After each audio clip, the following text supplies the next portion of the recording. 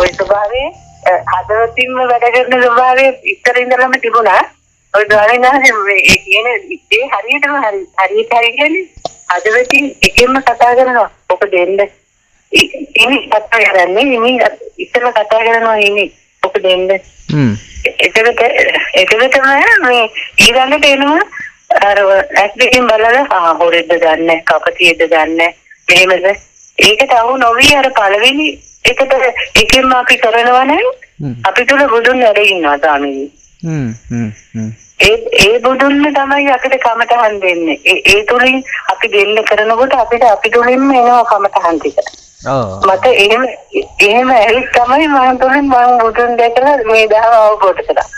මට හරි ආශ්චර්යයි අර දුදේ වහන්සේ දේශනාව අතේවලා තිබුණා. හරිම සතුටුයි ඒක හරියටම හරිදාවෙන්නේ. ඒ කියන්නේ අපි තුල බුදුන් ඉන්නවා. ආයේ එළින් අහන්න ඕනේ නැහැ. ඒ කියන්නේ මට කතා කරලා තියෙනවා. ඒවා මට ඇහෙනවා. බුදු කණේද? ඒ කියන්නේ දැන් මම අරන්දමත ඒ දවස්වල අරන්දමත අයින්නාසිකාරට ගියා මට ඒ දහම එනකොට ඒ ස්වාමීනාසිකාරට මට දැනෙන්න ගත්තා. මම ස්වාමීනාසිකාරට ගියා දවස් දෙකක් තුනක් වගියා. ඊට පස්සේ ඔබ වහන්සේගේ දේශනා තිබීම මට හම්බුණා.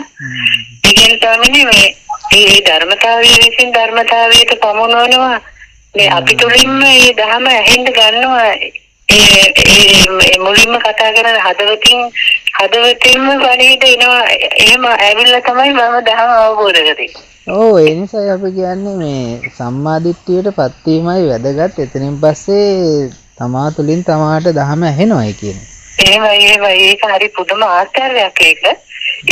ඒක පුදුම හිතෙනවා කියන්නේ අපි තුලින්ම මේ මෙතන තමයි මෙතන මෙහෙම තමයි මෙතන මෙහෙම කීකි දැන් මට මොනවා හරි දැන් මේ දැන් ඔබ වහන්සේ දේශනා මට එවනකොට ඊට ඉස්සරින් මට ඔතන මම විමස ඉන්නවා තන අතුලේ විමසීමක් තියෙනවා ඒක ඔබ වහන්සේගේ දේශනාව එනවා මම විමසන දෙයට.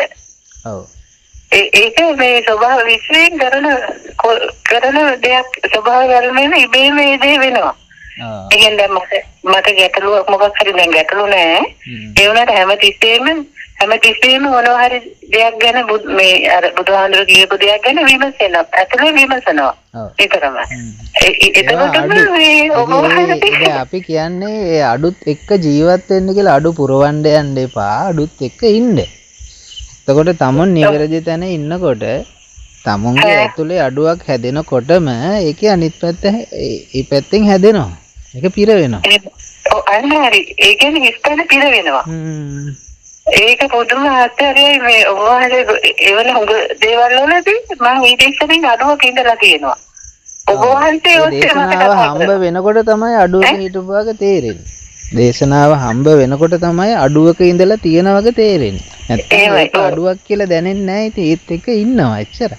දැන් තමුන්ගේ ස්වාමි පුරුෂයාගේ කොච්චර අඩුපාඩු තිබ්බත් ඒත් එක්ක ඉන්නවනේ. ඒ ඉන්න එකේ ප්‍රශ්නයක් නැහැනේ. අඩුපාඩු තියෙන්න පුළුවන්. නමුත් ඉන්නවනේ ඒත් එක්ක අපි ප්‍රතික්ෂේප කරන්නේ නැහැනේ. සහ ගැටෙන්නේ නැහැනේ. ආන්ගේ ස්වරූපේ දහමත් එක්ක ඉන්නකොට තමුන්ගේ අඩුපාඩු තිබුණාට තමුන්ට හදිස්සියක් නැහැ පුරවන්න. තමුන්ට බුදුන්ගේ නිවන් දකින්න එහෙම දැඟලිල්ලක් නැහැ. ඉතින් එහෙම අඩුවක් තියෙනවා තිබිච්ච දෙයින්. ආන් එහෙමයි. ඒ කියන්නේ ඒ අඩුවම තමයි නිවන් දකින්න තැනට පූර්ණ කරන්නේ. අනිවාර්යෙන්. ඉතින් ඒත් එක්ක ඉන්නකොට දවසින් දවස අපි කියන්නේ අප්ඩේට් හම්බෙනවායි කියලා ඒක සබාදහමින් දෙන්නේ. ඔව් ඒක හරි පුදුම දෙයක් නේ. ඒක හිතා ගන්න බෑ. දැන් ස්වාමීනාන්සේට දැනෙන නිසා මටත් දැනෙන නිසා ස්වාමීනාන්සේටයි මටයි කතා කරන්න පුළුවන් ඒ දේ ගැන. ඒ ආස්තිය ගැන. ඒ වුණාට වෙන කෙනෙකුට කිව්වට තේරෙන්නේ නැහැ ඒක. නෑ වෙන කාටවත් එහෙම කියන්න ඉතින් අවශ්‍යත් නෑ. ඕක මෙහෙමයි. ඕක 아무තු ආශ්චර්යයක් නෙමෙයි.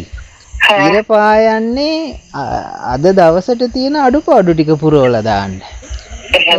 ඒ වගේ මේ ඒ කියන්නේ මේ තියෙන මේ අවශ්‍ය මොනවා හරි අඩුපාඩුවක් තියෙනවා නම් ඒ ඉර පෑවුමත් එක්කම වැස්සක වුමනාව තියෙනවා නම් එතකොට කරන්නේ ඒ ඉර පෑයීම හේතු කරගෙන වැහි වලාකුළු හැදිලා වැස්ස වහිනවා.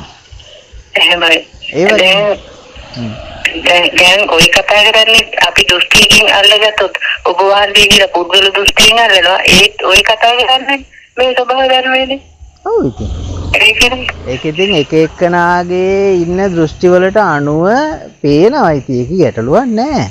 ඒ දෘෂ්ටි සියල්ලම ශ්‍රද්ධාවෙන් දේශනාව අහගෙන සාමාන්‍ය විදිහට ලස්සනට ජීවත් වෙනකොට තමන්ගේ ජීවිතයේ අනුන් වෙනුවෙන් කැප කරලා ලස්සනට ජීවත් වෙනකොට කාලයක් යනකොට අර ශ්‍රද්ධාව කියන එක පරිපූර්ණ වෙනවා.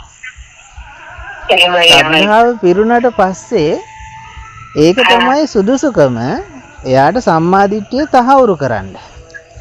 එතනින් පස්සේ එයා තුළ මිත්‍යා දෘෂ්ටියක් පවතින්නේ නැහැ. සම්මාදිට්ඨියක් පවතිනවා ජීවත් වෙන කාල සීමාවේ.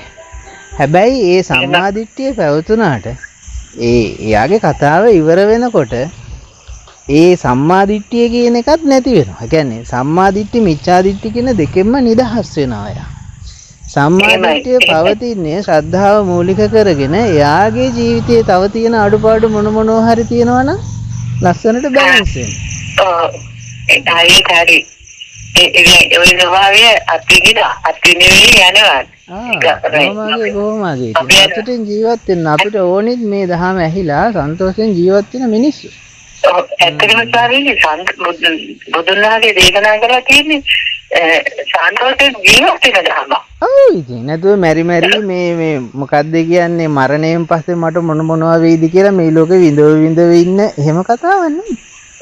දුක නෙමෙයි ජීවිතය ගැන කියලා ජීවත් වෙන කලාව. ජීවත් වෙන කලාවක්. ඔය ජීවත් වෙන කලාව. ඒක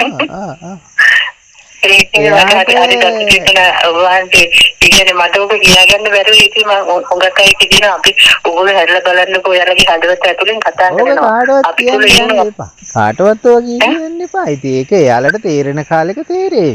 මේ වගේ කොහෙන් හරි කෙනෙක්ගේ එහෙම හඬක් ඇහුනොත් එහෙම ඔයාට ඒක සංවේදී නම් කතා කරලා පොඩ්ඩක් කතා බහ කරලා සතුටින් විසිර යන එක තියෙන්නේ. ඉතින් ඒකෙන් තහවුරු කරගන්න ඕනේ මේ தත්ත්වය සාමාන්‍ය දෙයක්. මේක තමයි අතිශයින්ම ස්වභාවික දේ. මිනිස්සුන්ගේ විකෘතිය ඒ තුලින් තමොන්ට තව තවත් තහවුරු වෙනවා. ඒත් එක්කම තමොන්ට අර කියන නිරාමිස සතුටක් මොකක්ද එකක් එහෙම එකක් තියෙනවා. අනේ අපි නිදහස්නේ කියන එක. ඔව් ඒ කියන්නේ දවසම මේ හරි සෑහලුයි බරක් නැහැ හුලඟ වගේ ගතියක්. මේ බාහිර තියෙන ගස්කොළන් වගේ කිසි බරක් නැහැ සෑහලුයි. ඒ කියන්නේ දැන් ඒක මං නම් වෙලා කරනව නෙවෙයි. ඒක බාහිරට ඇවිල්ලා මේ කියන්නේ නිකන් මේ හුලඟ වගේ ඒක මට කියන්න බෑ වචන වලින්. කියන්න දඟලන්නේ. මම කියන්නේ ඒ සෑහලුව මේ ලෝකෙට කී දඟලන්න යන්න එපා. තමුන්ගේ සැහැල්ලුවෙන් ලස්සනට ජීවත් වෙන්න. ඒ අතර එක දෙයක් කරන්න. තමුන්ගේ ජීවිතේ තව කවුරු හරි එක්ක ෂෙයා කරගන්න. තමුන්ට තියෙන දේවල් කාට හරි දීලා තමුන්ගෙන් කවුරු හරි අපේක්ෂා කරනවා නම් යම් මොනවා හරි කාරණාවක් දැනගන්න අවශ්‍ය දේ විතරක් දෙන්න. තමුන් ගාව මහා ගොඩක් පිරීලානේ. දැන් බුදුහාමුදුරුවෝ ඇටේරිය වනේදී කියන්නේ මොකද්ද? මගේ අවබෝධය මේ කැලේ වගේ. ඔයාලට කියලා තියෙන මගේ අතේ තියෙන කොළ ටික වගේ ප්‍රමාණය. ඉතින් ඒ වගේ මම කියන්නේ දන්න හරි ඔක්කොම බෙදන්න යන්න හදිස්සි වෙන්න එපා. නිදහසේ ලස්සනට ජීවත් වෙන්න අවශ්‍යතාවයක් ඇති කවුරු හරි ආවොත් එයාගේ අවශ්‍යතාවයට චුට්ටක් දෙන්න. එහෙමයි. මේක එකිනෙකාට කියලා අවබෝධ කරගන්නත් බෑ. එහෙම අවශ්‍යතාවයක්. ඒව කරන්න ඔයාටයි කියන්නේ ඒක ධර්මතාවයෙන් කෙරෙන එක. මොකෝ ඔයා මේ දඟලලා මේ අවබෝධ කරා නෙමෙයිනේ. සබාදහමේ උස්සල තිබ්බනේ. සබාදහමේ ඔබ උස්සල තියන්නේ ධර්මතාවයේ විසින් ධර්මතාවයට පමනවා. මට කරගන්න නම් මේක මං හිතියරන් කරගන්න බෑ. ඉතින් මම නැති කර ගැනීම වැදගත්. එතකොට සබාදහමට පුළුවන් එයාට ඕන විදිහට ඔයාව හදන්න. එහෙමයි. අනිවාර්යයෙන්ම. මගේ ලොකුකම් ටික අතහැරගත්ත ගමන් ඔය ඔක්කොම හරියනවා. එහෙමයි. ඒකත් අර සබා ධර්මයෙන්ම ඉස්සන් පුරවනකොට මගේ කම නැතු අඩු වෙවි යනවා. ඔව්. ඒකට ඉතින් අර කල්යාණ මිත්‍රයාගේ වචන කෙරෙහි අර ශ්‍රද්ධාව කියන එක නොබින්දෙන විශ්වාසය කියන එක ඒක පවතින්න ඕනේ. මොකද සමහර වෙලාවල් වල සැක ආපුවාම ආයේ එයා දෘෂ්ටියෙන් පහළට වැටෙනවා. මිත්‍යා දෘෂ්ටිගත වෙනවා. එහෙමයි. අර ඒක ගැන විමසන හිතනකොට ඕනෙකට වඩා පන්නනකොට මං කියන්නේ ඒක එහෙම එකක් තියෙනවා. මෙහෙම ප්‍රශ්නයක් මට තියෙනවා වගේ දැනගන්නවා. දැනගෙන සාමාන්‍ය විදිහට ජීවත් වෙනවා. එතකොට ගැටලුව විසඳෙනවා. සතුටු විදිහට වුණාන්ගේ එදා කතා කරනකොට ටිකක් අරපරුදයි වගේ. දැන් අද හරි මේ සවිනාගේ හරි තෘප්තිමත්. ඒ කියන්නේ වුණාන්ගේ කතාන්ද ඔක්කොම හරි සම්පූර්ණයි වගේ. ඒක සතුටු වෙන්න. හොඳම. එහෙනම් සවිනි එන හොඳයි. තෙරුවන් සරණයි.